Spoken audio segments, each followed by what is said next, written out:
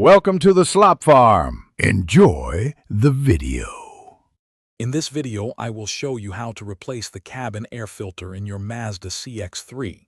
This is a simple maintenance task that can significantly improve your vehicle's air quality. First, ensure your car is parked safely with the engine off.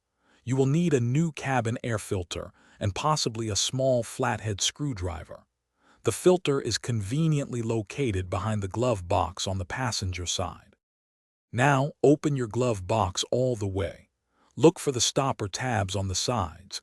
You'll need to gently press inward on both the left and right sides simultaneously.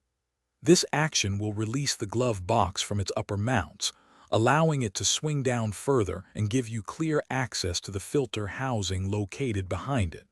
Take care not to force any components during this step. With the glove box lowered, you will clearly see a rectangular cover, which is the cabin air filter housing. There are typically two small clips, one on each side, holding this cover firmly in place. Gently unclip these and carefully remove the cover.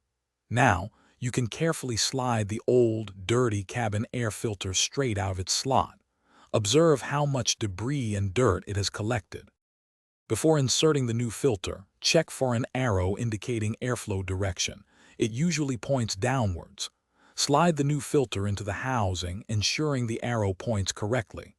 Once seated, reattach the filter housing cover, making sure the clip snaps securely.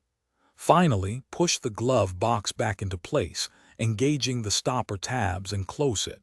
You're all done. Thanks for watching. Consider subscribing if we helped you today.